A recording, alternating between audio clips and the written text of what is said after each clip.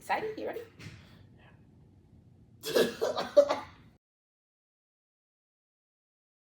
What's up, YouTube? Hey, y'all. It's Destiny Bentley, your beautiful host on Glitz, Glamour, and the Game. And today we are here with tight end Julian Solomon of Coppin State football.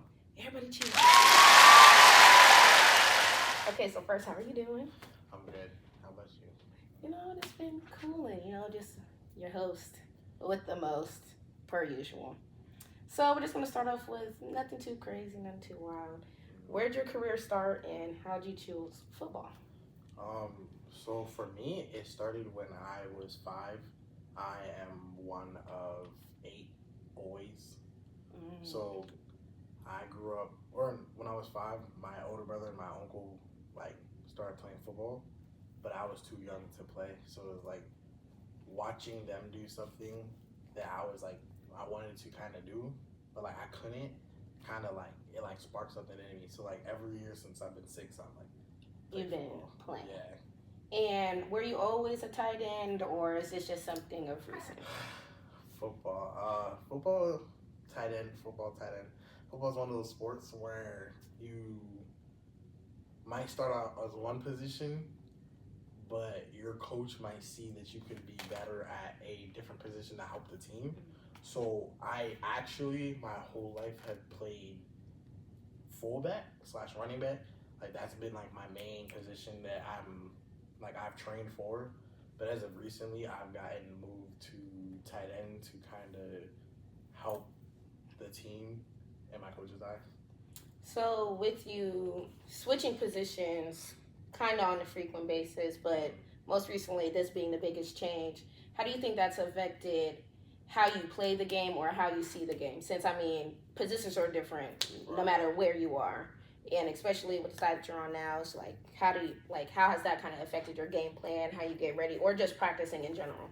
So for me, at first, it was hard because it's coming into college, playing one position, and then you get to the school and the coach is he recruited you there for that position, and then he's yeah, nah, I got something. I think you would be better at this. It's a really conflicting time, because it's you start to question a lot, because it's why did you bring me here if you didn't want me to play the position that I actually play? And then it's you start questioning if you even want to play the sport anymore, because it's at this point I can't even do what I want to do. I played this position, but now I'm being forced to play a different position to help a team. So it's that's where I can say the conflicting notion comes in, because it's you have to step out of a me mindset and into a we mindset. Instead of doing what's right for me, I have to do what's right for we, so we can succeed. So how do you think this kind of impacts your team with even today's W? Congratulations on that. But how do you think now this is your first game, playing in a new position? How do you think even going into that, you were kind of feeling overwhelmed? Were you just kind of just excited to get out there and do what you do best? Or were you just kind of underwhelmed and hey, this wasn't anything? So I played a lot of football in my life at a lot of different levels. So, and I'm around a lot of different people.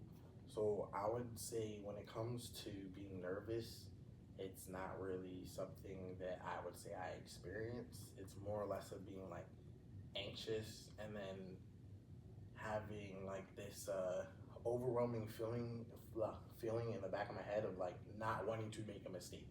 I want everything to be perfect, because it's college football is different than high school football. It's you go from playing for fun to playing as work, as business. If I mess up, it isn't no more of it's okay, you get them next time. That's cool. We're gonna go with the best other option, because your starters are the people that make the least amount of mistakes. So I'd rather make those mistakes in practice than doing it in game. Because then if I do it in game, it doesn't matter. As an example, today I had about probably 20 great plays, and I had one bad play, and that will overshadow everything you did. Football's one of those sports that it doesn't matter about how good you are or how good you're doing. It's about the least amount of mistakes that you can make. Right. And speaking of football and college football in general, with you guys not being an official D1 or whatever kind of collegiate team, what do you think the steps will be with your team to become that level? Like, what do you think like people would need to see to make you guys that kind of team, or do you think it's just a school problem? Just like it just end up being like, dang, Coppin. Right. So this being my second year playing for the Coppin State football team, club football team, you kind of your freshman year you get thrown into it. It's like it's weird. You're playing football, but you're not playing Division I football On the kind of level that you Yeah. thought you would be playing, So- or were told that you would be playing. Right. So it's more like from the community that you're like involved in. It kind of feels like a lack of respect for it because it's like it's not taken as serious as if it was that. But then it's like for the most part, for us to get to that point, I would just say we just have to keep dominating. It's like just keep knocking down the walls. Like last season, we had like the best season that they've seen in Pretty good record, right? You only had what, 2, 3 losses? we had 3 Two. losses. Oh my. And we lost the third one in the championship game. So we got all the way down to the Final Four and then lost to Ohio State, Which is a powerhouse school. right. So it's more or less just continuing to dominate and continuing to win to show that like we are serious and we are trying to get to the next level. And that also comes into playing more serious competition. Like we played Salisbury, which is an actual Division 2 or 3 program, I believe. Which by playing teams like that, it's going to throw us more into the spotlight. And it's going to get you more traction. Right. Which then will be this team just be a D1, D2, Like- fill in the blank like, school, start and they're a considering- club team. Right. How is this possible? Right.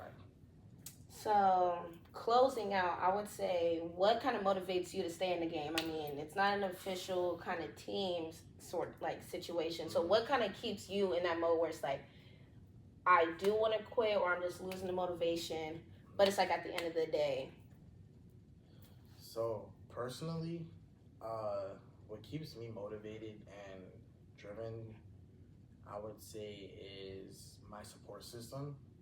Like I have a wonderful girlfriend. I have a great dad, a great mom. Every time I'm usually like frustrated or upset, I usually go to one of the three to talk about like what maybe I should do different to approach it. Like usually I go talk to my girlfriend because she gives me a different perspective and point of view than what I'm usually traditionally used to. Right.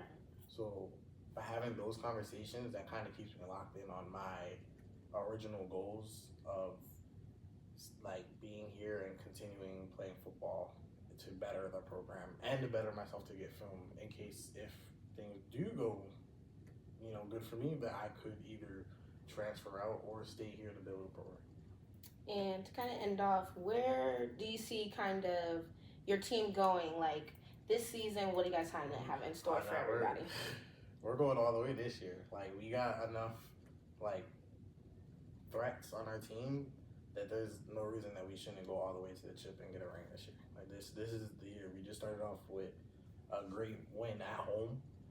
And also this year, championship is going to be at Coppin State. So it gives us a great opportunity to put our foot in that door and win that game this year at home. And is there anything that you want the people to know about your team, your school, or anything that you guys have going on? For the people, Coppin State does have a football team. And if you come and see a game, you might see that it is more serious than what it might, what you might think when you hear club.